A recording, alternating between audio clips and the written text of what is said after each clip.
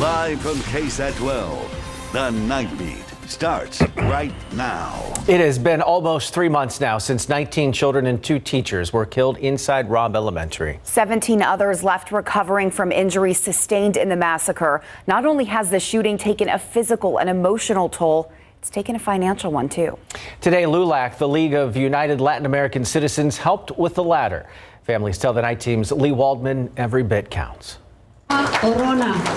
My son, Noah Orona, was in room 112 at Robb Elementary, where he suffered a gunshot wound to the back and survived. He spent a little bit over a week at Methodist Children's Hospital in San Antonio. He's doing okay. That's how Oscar Orona describes his son Noah, a survivor of the Robb Elementary School shooting nearly 3 months later. About a 2-inch wide hole in his back, and then the exit wound was about an 8-inch slither on his upper shoulder that pretty much left I call it a canal of destruction. While he spent a week in the hospital, his path to recovery is much longer. We have 48 occupational therapy sessions between now and December, and 46 physical therapy sessions between now and December. It's just as much a toll financially as it is physically. My wife and I both work. And one of the things that we've encountered is a lot of the assistance is income-based, so we don't qualify. Today, LULAC, the oldest and largest Latino civil rights organization, helped with that burden. They put together the Pray for Texas national campaign. It ended up raising nearly $500,000 to be distributed to families affected by the tragedy. It's something Jackie Casares' father is grateful for. Of course, we need to go back to work, and I've tried.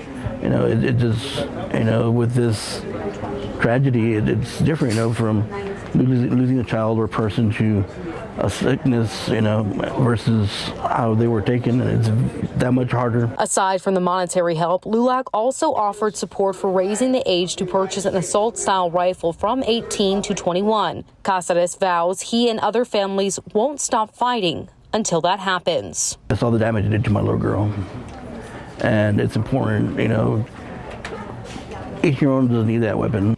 Senator Roland Gutierrez was with LULAC today. He says he'll fight with families to raise the age to 21 to buy assault-style rifles. Lee Waldman, KSAT 12 News. And we do want to remind you, there is currently $16 million in donations being handled by the National Compassion Fund. That money will be distributed to those impacted by this tragedy, but in November. For our previous reporting on the Uvalde Together We Rise Fund, head to KSAT.com. Well, we are still waiting to learn the name of a man who died after being shot allegedly by his girlfriend's son on the north side. The shooting happened around 3:30 a.m. on La Monda Boulevard near the intersection of San Pedro and Bassi Roads.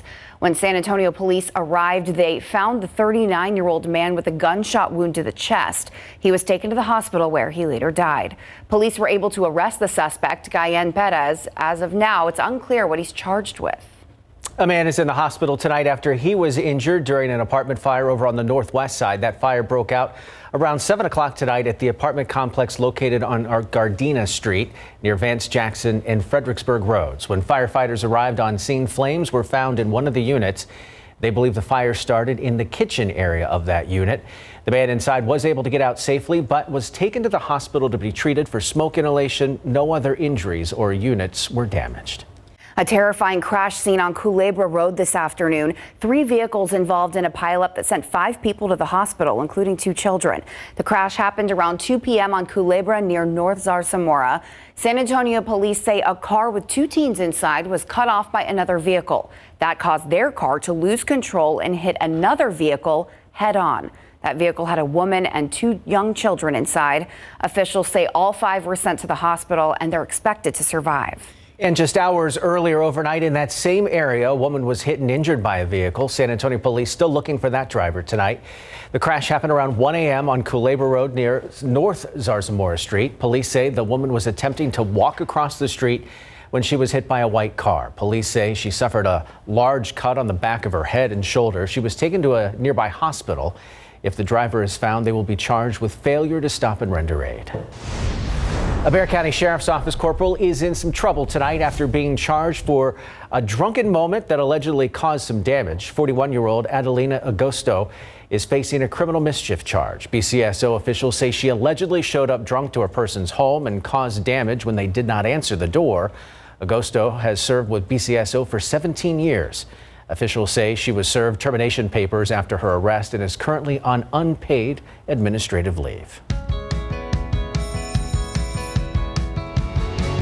Oftentimes, before someone harms themselves or others, they leave a digital footprint. School districts are using software to find these warning signs and intervene before tragedy happens. They do this through software that monitors students' online activity. But as the Night Team's Camelia Juarez explains, the software has its limitations. It doesn't take long. Let's say a student gets on their school email and then types a message wherein they reveal they want to commit suicide. Within minutes, a software called Social Sentinel notifies a school official, like Northeast ISD Police Chief Wally McCampbell. After the chief reviews the email, the student's parents get a notice, and the student is directed to mental health resources. Crisis avoided. And when confronted, the students say, yeah, I was really considering it, which surprised the parents. They had no idea. So they were really appreciative that we were monitoring it and saw it, and we were notified so we could go out and prevent a tragedy. In Northeast ISD, the program only reviews public posts created within the district's boundaries on or off school property. It also reviews messages or images in students' emails. Filters down to some type of threat or harm to something or somebody. Northeast ISD isn't unique. School districts throughout Texas are using software similar to Social Sentinel. In fact, Seguin ISD uses a software called Gaggle. That one only tracks students' activity through email or their Google Drive. Is a huge bank of language that it uses to really make that threat assessment and make a determination that this is something that the campus needs to be aware of. Both the Seguin and Northeast school districts began using the technology within the last few years, and it's helped. It allows schools to be very timely in their response and possibly save lives and prevent something tragic from happening. One life saved is worth a district or somebody partnering with, if not Social Sentinel, another type of company that does the same thing, because we're all here to do the same thing, and that's save lives. Camelia Juarez, KSAT 12 News. And while helpful, the software scope only goes so far. Uvalde CISD used Social Sentinel, but the gunman's threats were not caught. That's because they were sent through unreported private messages. The discussion of the future of the Alazan Apache courts is never ending, and today was no different. Community members were again able to give their feedback on a recent survey. The goal of that survey to allow people to give their opinions on the reimagined Alazan courts master plan initiated by Opportunity Home San Antonio, which is formerly known as the San Antonio Housing Authority. Those in attendance today spoke about their concerns over losing a part of their history with that reimagining. We're all concerned about the environment, so if you destroy the buildings, you're just adding to the problems that we have with climate change. Opportunity Home San Antonio has contracted Able City to handle the redevelopment process. After going through the feedback, they will share the design concept with the public. It was a day of fun, doubling as a day of honor for a group of people participating in the D-Day kickball tournament. The event honored the life of Diamante Elam, who died in a car crash. He was a student at UTSA, so his friends wanted to find their own unique way to celebrate him. Dozens of people showed up to play one of his favorite sports, and one of the organizers, who was also his best friend, says he would have loved the tournament. He was life of the party, made everybody want to be there at the party. If something was dead, he'd be the one picking everything up and showing out and having everybody be the person they want to be. So he was actually like a go-getter. I loved him. People who joined the tournament wore jerseys with the many different nicknames loved ones had for Elam throughout his life. Take a live look outside with Live Cam tonight, looking at downtown San Antonio. We've had some cooler days, but the humidity has not made it feel like it's cooler. No, not at all. And today, Tim, we were so close. I just want to get it out of the way. We got to break this record at this point. I'm set on it. Yeah, we're the same. Spreester's on board with us. We've put in this much work. We've endured such a hot summer. 99 for the high temperature today. Again, 1 degree shy of triple digits, so we are now still 1 day shy of the all-time record 100-degree days in a given year. We're at 58. That's our count. The record is 59. Almost there. Hey, we hit 100 in Hondo, Pleasanton, New Braunfels, Gonzales, all around the Alamo City, just not here to actually get us over that last hurdle. We're still in second place. And tomorrow morning, we'll start the day at about 77, mostly cloudy. Can't rule out a stray brief sprinkle or shower. If you're getting up for church or getting up for a long morning jog, run, walk the dog, I wouldn't cancel the plans. Just check the radar quickly, check our app, check GMSA, and then head on out. You may need the umbrella, but most of us won't. Increasing rain chances in the days ahead. We're going to get into those details coming up. Still to come on the Nightbeat. Would you like your meal with a side of pigeon flying around inside the restaurant or roaches in the kitchen? Those are just some of the things we saw when we went behind the kitchen door this week. Plus, migrants seeking asylum make their way from here in Texas all the way up to the Big Apple. The New York officials plan to meet the needs of those who've been sent there so far. And tracking a weather system in the Gulf of Mexico, when it's expected to make landfall and how it may affect the state. Coming up. All right, we've been talking about a potential for a tropical system coming through Texas. There were some warnings, but Adam's here to tell us, don't pay attention to any of that. He's excited to tell us. Yes. You could tell with my tone the past couple of days it wasn't going to be really a big deal. And now it's not even a thing anymore. And the potential tropical cyclone, I say that because I don't like that wording from the National Hurricane Center. Any little wave or disturbance out there this time of year is a potential tropical cyclone, right? Anyway, it did not turn into a tropical storm, so it did not get a name. A pretty weak system and not affecting any parts of Texas really at all. I know they had the tropical storm warnings in effect near Port Mansfield, South Padre, Brownsville area, but they have been dropped as they're not seeing anywhere near tropical storm-like conditions. So I wish we could actually get some moisture from that system, but it's a different batch of moisture that's coming around from New Mexico and North Texas that's going to help us out a bit. Better rain chances as we get into the week. I think tomorrow's going to be, for the most part, dry, kind of like today. A few little pop-ups here and there, but it may be a quick spritz and sprinkle in the morning, but that's about it. 100 degrees, under 100 degrees for a stretch. This stretch is going to continue. We talked about this earlier. We're still one day away, so close, but our forecast keeps our temperatures under 100. I know people are probably, you're not complaining about being below 100, either am I, but I just want to get this record out of the way. We've come so far. Anyway, let's talk rain chances. Tomorrow, 20%. Again, a brief shower possible in the morning and then again in the afternoon. Monday up to 30%. And then we boost them even higher Tuesday and Wednesday, 50%. That does not mean, well, we have a 50-50 chance. No, that means about half of our area should be seeing rain. We have confidence in about half to even just more than half of our area, South and Central Texas, to pick up rain at some point throughout Tuesday and Wednesday. And some of those showers are likely to be pretty heavy. We've got some deep moisture that's going to drop in with a weak boundary, and that should really help squeeze out some significant rainfall accumulations on the order of some neighborhoods likely getting a few inches even a couple of times over that time period. There is the possibility of that. While it's the typical situation, your neighbor 4 miles away gets a few inches and you get, a trace or 1/100th of an inch, right? It could be that situation, but at least odds are much better for a better coverage. Today, here's a look at our rainfall estimates. Most of it closer to the Gulf Coast, as is typical in this kind of situation and atmospheric setup.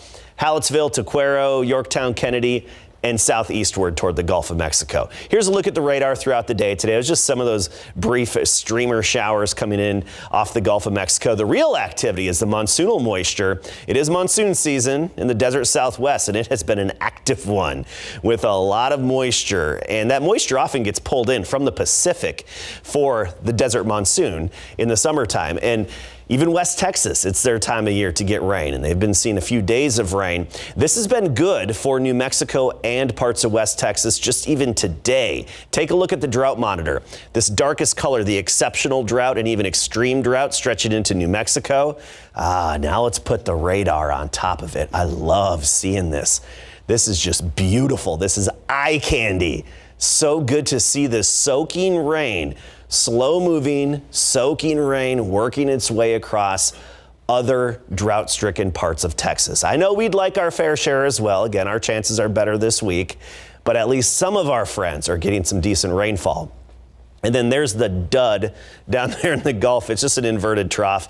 Not much left with that little area of disturbed weather. Anyway, 86 our temperature right now. Dew point of 70. Feels like 91. Southeasterly breeze at 18. Look at the rain cool there. Lubbock at 69. Nearly 2 inches of rain in Lubbock. Clovis, New Mexico has picked up over 2 inches. Amarillo's at 66 degrees. I love the rain cooled air there. Meanwhile, around town and around our neck of the woods, we're in the 80s. Uvalde 85, New Braunfels at 86. And right now, Bernie 82, Stinson on the south side 85. And thick humidity. I mean, dew points around 70, so the typical mugginess this time of year. Here's a KSAT 12-hour forecast. 20% chance around sunrise for a quick shower. Temperatures in the mid and upper 70s then. By noon, partly to mostly cloudy, 88 degrees the temperature. And then into the afternoon, we'll make it up to about 97 the high with another 20% chance of a few of those showers. I do think we'll have a mixture of sun and clouds, but at times tomorrow, you'll see a little more gray than blue in the sky. 98 Port SA, Seguin 96 tomorrow, Rio Medina 95, Comfort 94. And then as I said, we're forecasting below 100 for the foreseeable future and even upper 80s for highs by Tuesday and Wednesday with the better rain chances. So Tim, this record we just want to get out of the way and get over with. We've come so far. Yeah. It's proving to be elusive now. I don't We've really still got care. September. September can be pretty sultry. We do. Yes, you're right. I don't care about the record if we have 80s, okay? I'm going to stay positive on this. Have we not sweat enough, gentlemen? Yeah, well. We've sweat so much, let's just finish this off. Okay. I say let's break the record. Yeah, thank you, Larry. Larry's in on it. All right. All right, Larry. Texans quarterback Davis Mills had a pretty decent showing in his dress rehearsal for the season. Yeah, so he played the entire first half last night, and he had some mixed results early on, but he finished strong in the second quarter, and that's exactly what he needed. And in college ball, UIW is 2 weeks away from its season opener. Coming up. Pro football coverage powered by Davis Law Firm. 2 preseason games, 2 comeback wins for the Houston Texans. Last night, quarterback Jeff Driscoll threw an 8-yard touchdown to Mason Schreck with 1:05 left in the game to help Houston win 24-20 at the LA Rams. Starting quarterback Davis Mills played the entire first half and was up and down until the final minute of play when he was on, driving the team 75 yards in 39 seconds, throwing this 18-yard touchdown strike to Nico Collins. Mills overall went 10 for 17 for 95 yards, and that lone touchdown, the perfect way for him to end the first half. It was awesome. Obviously make some big time plays. Didn't have much going on before that, so it was nice to kind of end the half with a score. So Phil made a really good catch down on that sideline. We picked up the penalty to get some extra yards, and then Nico capped it off by going up and making a big play over one of the defenders. So, I mean, we're confident when we're spreading the ball around like that, and when the O-line's protecting really well and we can make plays out on the edge. I mean, we feel like we can go up against anyone. Texans rookie cornerback Derek Stingley Jr. made his preseason debut last night and came up with 1 tackle and 1 pass defensed. The Texans are working him in slowly as he comes back from foot surgery last season when he played for LSU. We wanted to, first just get him play time, the plan was to get him 10 plays or so. I think he got 15 plays. So that's out of the way. We'll keep increasing it. But he's a good football player. Houston will close out the preseason Thursday night at 7:15 when they host Spencer Burford and the San Francisco 49ers.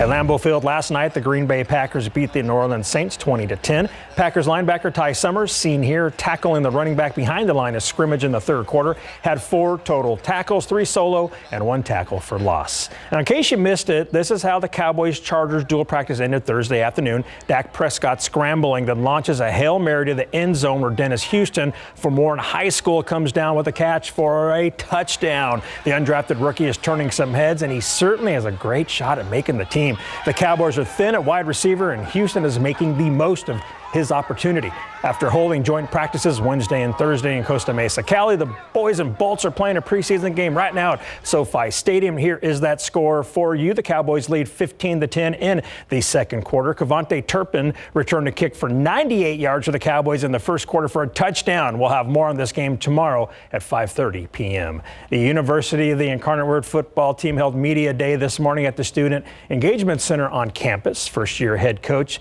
G.J. Kinney, 3 of his assistant coaches, and 6 student athletes met with the media. Coach Kinney inherited a team that went 10-3 overall last season. They won the Southland Conference Championship while advancing to the second round of the FCS playoffs. So how does he feel about his team now that they are 2 weeks away from their 2022 season opener with Southern Illinois University?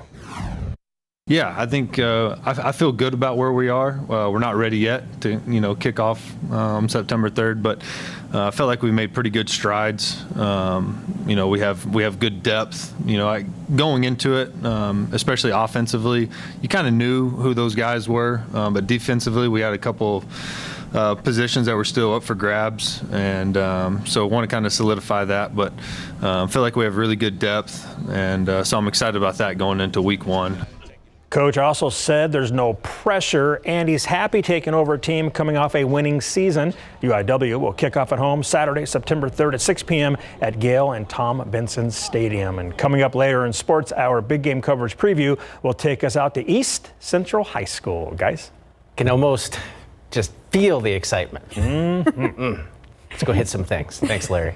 All right, from dangerous infant sleepers to tasty snacks that might be in your freezer right now. Stick around for the latest recalls you need to know about. And if you get food at a popular convenience store chain, you might want to think twice after some moldy cheese, fruit flies, and unsanitary employee practices were found in our latest Behind the Kitchen Door.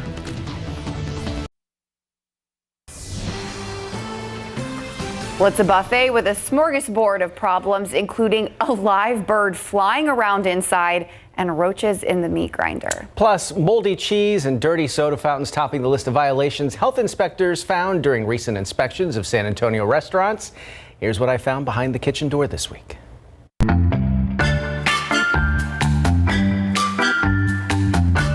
Grand Buffet, located in the 600 block of Southwest Military Drive, earned a 78 on their recent inspection, and the violations cited by the inspector were almost as numerous as the food options on the menu. When I stopped in this week, I was told there was no one there to answer my questions. There's no manager here? The report states kitchen staff began cleaning when the inspector arrived, but the cooks did not wash their hands before returning to handling food. A box of celery and cabbage was wilted and browning with a black residue. It was thrown out. A box of potatoes had a mold-like substance, and the jalapenos had signs of rot. The meat cutter had dead roaches and dust on it. There were live roaches in the kitchen and even more dead roaches throughout the business. There were also flies in the kitchen, and even a live pigeon was flying around inside the restaurant. The ice machine was also soiled with a black residue. Village number 1 in the 1500 block of New Braunfels earned a 79. There was a backup of sewage in the food prep area caused by faulty plumbing. The report states the floor floods when the sinks are turned on. Raw meat was stored above loaves of bread and baked goods, and there was also an unapproved barbecue pit outside. Finally, this Circle K on AT&T Center Parkway earned an 81. They had moldy cheese that was more than a month past the discard date. It was tossed out. There was a mold-like substance on the soda machines, multiple fruit flies in the food prep area, and a multitasking employee was caught eating a sandwich while preparing food for customers. Now, if you want to know who has good scores and who doesn't, we have a new tool for that. Just scan this QR code with your phone and it'll take you to our new mapping tool we have showing you all the scores for local San Antonio food businesses. Those reports go back 6 months and they are frequently updated. Well, thousands of migrants who originally landed in Texas are now in New York City, leaving officials there scrambling with how to gather resources for them. New York's mayor issuing an emergency solicitation seeking bids for up to 5,000 more hotel rooms. 2 buses pulled into New York's Port Authority on Friday. City officials announced a program called Project Open Arms to try and quickly integrate some 1,000 migrant children into New York City public schools. The migrants were bused to New York and weeks ago to Washington, D.C. by Texas Governor Greg Abbott. Before we began busing illegal immigrants up to New York, it was just Texas and Arizona that bore the brunt of all of the chaos and all the problems that come with it. We're asking the governor to please stop and let all of us work together to figure out how we can best provide the assistance that these human beings need. Leaders in both New York City and Washington, D.C. have requested federal funding to try and alleviate some of their challenges. A spokesperson with the mayor's office in Washington said they have not received any of those federal funds, and it's unclear if and when they will.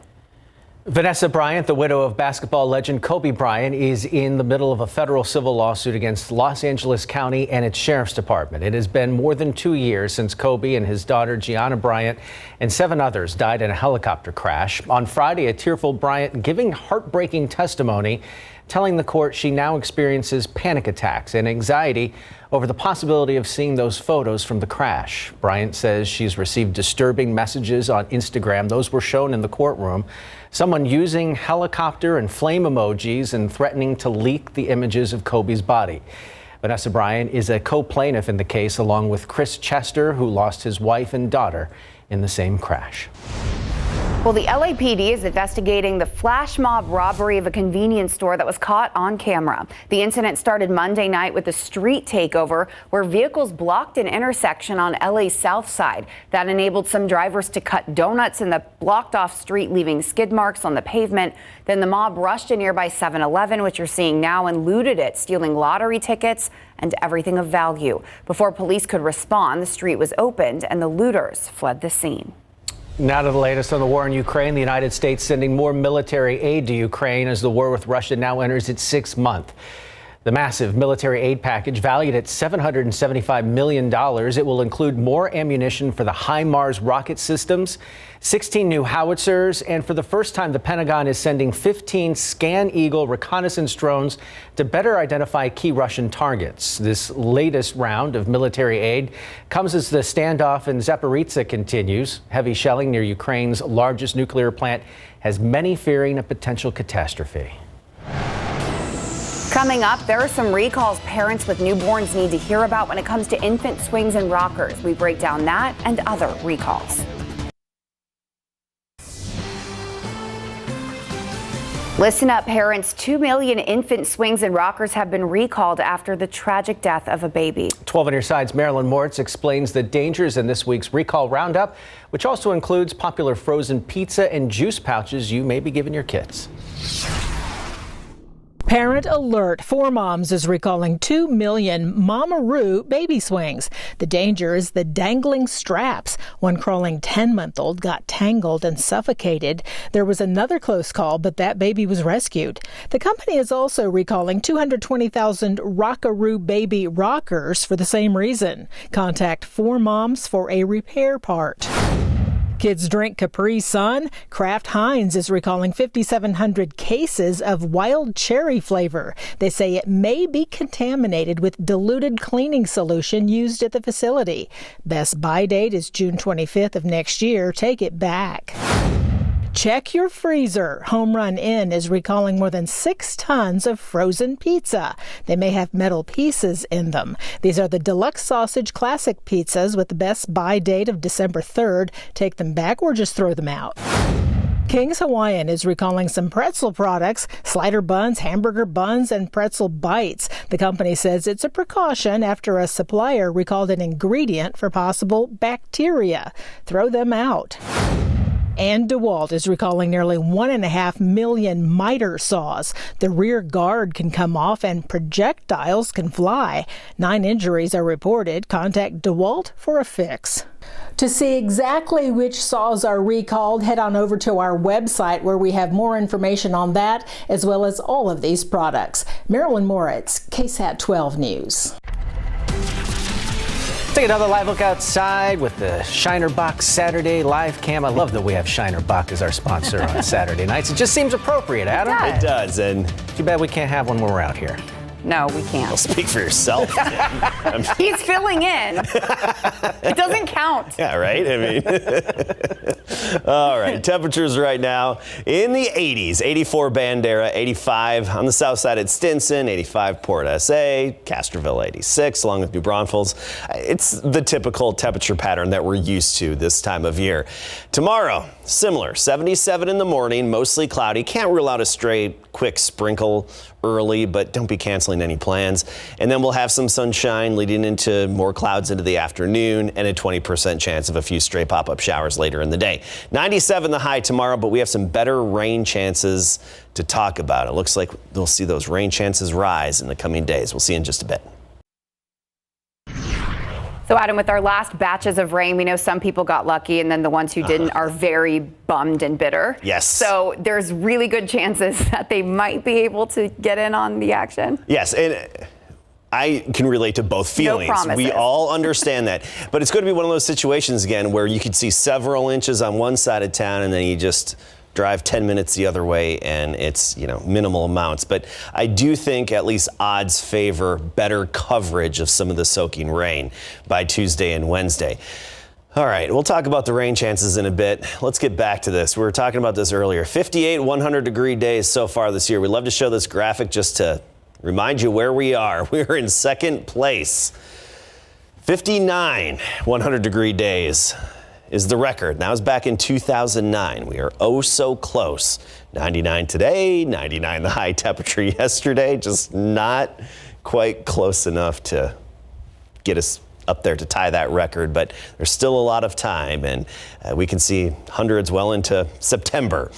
As for our forecast going forward, temperature-wise, 97 tomorrow, 95 on Monday, then down into the upper 80s Tuesday and Wednesday. And it's no coincidence that our lowest temperatures in the forecast coincide with the highest rain chances as well. So let's get to the rain here, and let's talk about some good news, really. That looks like it's still headed our way. We're still seeing a promising shift in our weather pattern. We had just those brief little streamer showers, pretty insignificant, closer to the Gulf coastline, within about 2-3 counties of the Gulf Shore there, but that was it. And I think tomorrow is going to be pretty similar, with the addition of a stray shower or two in the morning, but nothing really significant.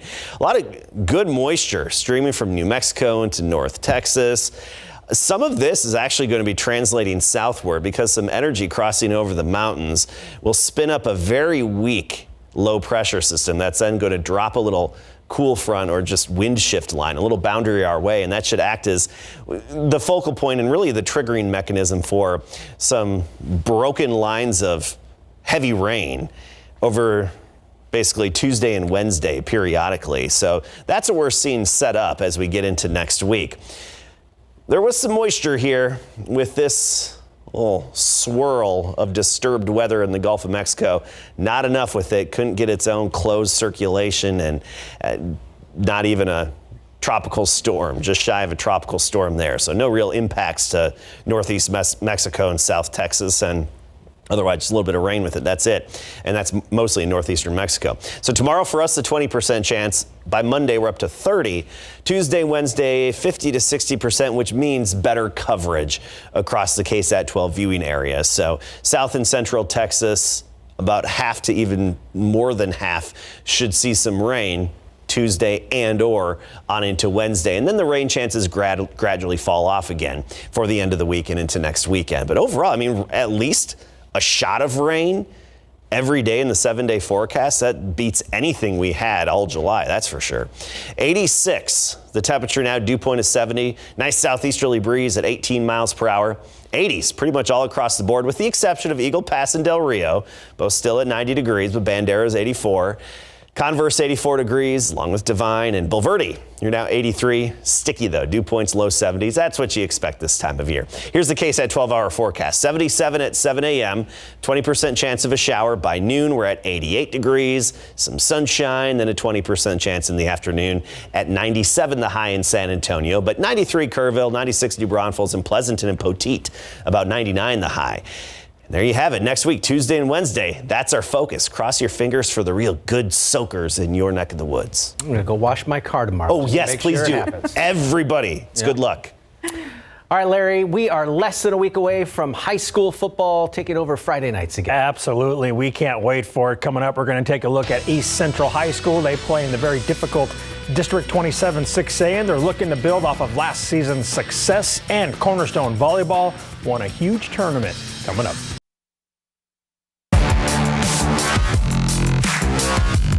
Our big game coverage preview takes us to East Central High School, home of the Hornets, led by head coach Joe Hubbard. The Hornets went 7-5 last season, falling in the second round of the playoffs. The Hornets have 6 starters coming back, 3 on each side of the ball per Dave Campbell's Texas Football. Players to watch include defensive lineman Michael Pinoñez and Ray Espinosa, wide receivers Austin Vivier and Sam Padgett, along with running back Kenyon McClure. The Hornets certainly learned a lot from last year's success, and they hope to continue that this year. Really good experience. It makes us push us harder and gets us better, and it feels really good being a part of that team. But this year I feel like we're going to accomplish a lot more. Being a different team, you can tell the difference how we play. I know it's going to be a different season. We're going to make it the best we can, and we're going to work hard to get better than we were last season. East Central will open the season this Friday night at home against Harlan. By this time next week, we'll be wrapping up the first ever KSAT Pigskin Classic. 3 games at the Alamo Dome. 11:30 a.m. we'll see the Smithson Valley Rangers play the Reagan Rattlers. Game 2 at 3:30 p.m. pits the Judson Rockets against the Johnson Jaguars. And the nightcap at 7:30 will feature the Brennan Bears and the Steel Knights, the top 2 teams in the city. It all goes down Saturday, August 27th at the Alamo Dome. And if you can't make it, you can watch all 3 games live right here on KSAT 12. High school volleyball this afternoon in New Braunfels. Championship match of the gold bracket at Froyline Volley Fest. Cornerstone playing Austin Westlake. Warriors on fire in the first set. Alyssa Manitsis sets it up for Megan Fitch for a spike right down the middle, and Cornerstone leads 7-4. The lead just balloons from there after some great plays at the net. Nayeli Gonzalez gets up for the huge block, and it's now 15-6 Cornerstone. Then a few plays later, Fitch strikes again, this time with a shot down the line. The Warriors cruise in the first set to win it 25-11, and they go on to sweep Westlake to claim the Volley Fest Gold Bracket Championship. We just clicked. Like, we haven't been outside of games in a long time. We've been back-to-back weekends, and from Pearland to here, it really showed that we can do it, and I think we really want to fight for that big one too. Cornerstone swept all 9 of their matches at Volley Fest. They will host Eagle Pass on Tuesday night. Water polo is the UIL's newest high school sport, and a number of area teams hit the water at Southwest ISD Natatorium this morning. On the boys' side, Highlands facing Comal Canyon. Owls in control of this one early on in the 4th period. On the break, Fabian fires it past the keeper for Highlands' 14th goal.